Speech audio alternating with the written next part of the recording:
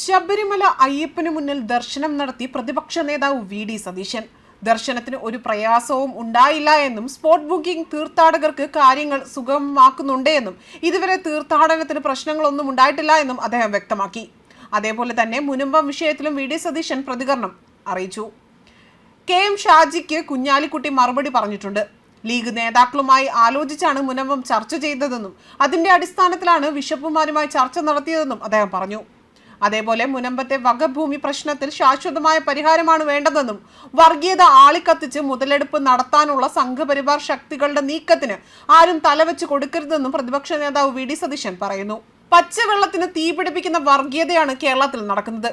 ഇതിന്റെ ഭവിഷ്യത്ത് വളരെ വലുതാണ് എന്നും വിഷയം വഷളാക്കാതെ രമ്യമായി തന്നെ പരിഹരിക്കാമെന്നാണ് UDF ശ്രമിക്കുന്നത്. അതേസമയം പ്രശ്നം പരിഹരിക്കാതെ നീട്ടിക്കൊണ്ടുപോയി സംഘപരിവാർ കർഷകർക്ക് മുതലെടുപ്പിന് അവസരം ഒരുക്കാനാണ് സംസ്ഥാന സർക്കാർ ശ്രമിക്കുന്നതെന്നും അദ്ദേഹം കുറ്റപ്പെടുത്തി. ഇവരെല്ലാം മനസ്സിലാക്കേണ്ടത് ഈ വഖഫ് ബില്ല് പാസ്സാക്കിയാൽ ഇപ്പോഴുള്ള വിവാദ ഭൂമിയായ സമ്പല്ല് വരെ പ്രശ്നമുണ്ടാവും. ഈ സമ്പല്ല ഭൂമിയിൽ വരെ പ്രശ്നമുണ്ടാവും ഈ വഖഫ് ബില്ല് പാസ്സായ. അത് മനസ്സിലാക്കുന്നത് എല്ലാവരും മനസ്സിലാക്കുന്നത് നല്ലതാണ്. ഈ എല്ലാവരും പറഞ്ഞ് തർക്കിച്ച് അവസാനം സംഘപരിവാറിൻ്റെ ഒരു അജണ്ടയുണ്ട്. ഈ പ്രശ്നങ്ങളെല്ലാം പരിഹരിക്കണമെങ്കിൽ ഈ വഖഫ് ബില്ല് കൊണ്ടുവന്നാലേ ഇത് പാസ്സായാലേ പരിഹരിക്കുള്ളൂ എന്നുള്ള സംഘപരിവാറിൻ്റെ ഒരു അജണ്ടയുണ്ട്. ആ അജണ്ടയിലേക്ക് എല്ലാവരും എത്തിക്കാൻ വേണ്ടിയിട്ട് അവർ ശ്രമിക്കുകയാണ്. ആ കെണിയിൽ എല്ലാവരും വീഴാതിരിക്കാൻ നോക്കുക, അത്രയേ ഉള്ളൂ. ഈ ന്യൂനപക്ഷ വർഗീയതയും ഭൂരിപക്ഷ വർഗീയതയുടെയും പ്രത്യേകത എന്താ? പരസ്പരം പാലൂട്ടി വളർത്തുന്ന ശത്രുക്കളാണ്. എതിർ വിഭാഗത്തിലെ തീവ്രവാദികൾ ശക്തരാകണമെന്നാണ് ഇവരെ ആഗ്രഹിക്കുന്നത്. ഇല്ലെങ്കിൽ ഇവർക്ക് നിലനിൽപ്പില്ല. മനസ്സിലായോ? അവർക്ക് നിലനിൽപ്പുണ്ടാകണമെങ്കിൽ ഇവർ ശക്തരാകണം. ഏതെങ്കിലും ഒരു കൂട്ടത്തിലെ തീവ്രവാദികൾ ദുർബലരായാൽ രണ്ടു കൂട്ടർക്കും നിലനിൽപ്പില്ല. പരസ്പരം പാലൂട്ടി വളർത്തുന്ന ശത്രുക്കളാണ് ഭൂരിപക്ഷ വർഗീയതയും ന്യൂനപക്ഷ വർഗീയതയും. അവർ തമ്മിൽ സന്ധി ചെയ്യും. അതായത് സർക്കാർ അനങ്ങിയതെപ്പോഴാണ്? പ്രതിപക്ഷ നേതാവ് എന്നുള്ള നിലയിൽ ഞാനൊരു കത്ത് കൊടുത്തു മുഖ്യമന്ത്രിക്ക്, ഓൾ പാർട്ടി മീറ്റിംഗ് വിളിക്കണം.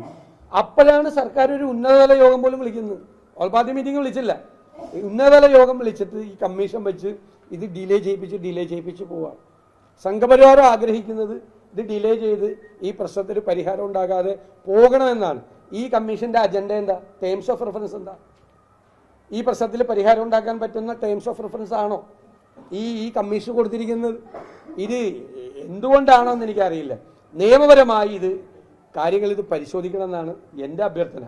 കാരണം ഇത് നേരത്തെ 2 സുപ്രധാനമായ ഹൈക്കോടതി വിധികൾ ഇതുമായി ബന്ധപ്പെട്ട് ഉണ്ടായിട്ടുണ്ട്. ഞാൻ ആ അഭിപ്രായം പറഞ്ഞത് ആ വിധി 2 ഹൈക്കോടതി വിധിയുടെ കൂടി പശ്ചാത്തലത്തിലാണ് ഞാൻ ആ അഭിപ്രായം പറഞ്ഞത്. ആ അഭിപ്രായമാണ് ആ ഹൈക്കോടതി വിധിയിൽ ഉണ്ടായിരിക്കുന്നത്.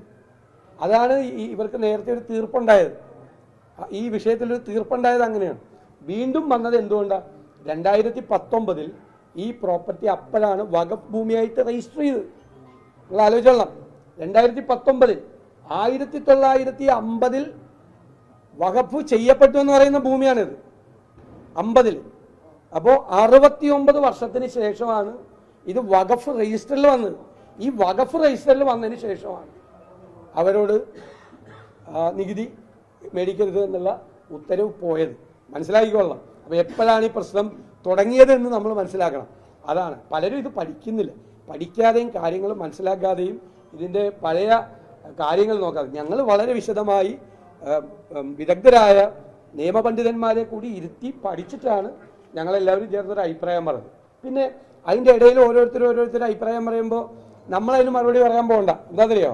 നമുക്കൊരു ലക്ഷ്യമുണ്ട് ഇക്കാര്യത്തിൽ. ഇതൊരു രമ്യമായ പരിഹാരമാണ്, അല്ലാതെ ഓരോരുത്തരുടെയും താല്പര്യങ്ങളല്ല. നമ്മളെന്ന് വെച്ചാൽ കേരളത്തിന് പച്ചയ്ക്ക് തീപിടിപ്പിക്കുന്ന, മനസ്സിലല്ലേ, പച്ചവെള്ളത്തിന് തീപിടിപ്പിക്കുന്ന വർഗീയതയാണ് ഉണ്ടാക്കാൻ പല കോണുകളിൽ നിന്ന് ശ്രമിക്കുന്നത്. നമ്മൾ അതിനോടെല്ലാം നമ്മൾ പ്രതികരിക്കാൻ പോയാൽ അത് വഷളാവും. നമുക്ക് ഉത്തരവാദിത്വം ഉണ്ടെന്ന് നമ്മൾ വിചാരിക്കും.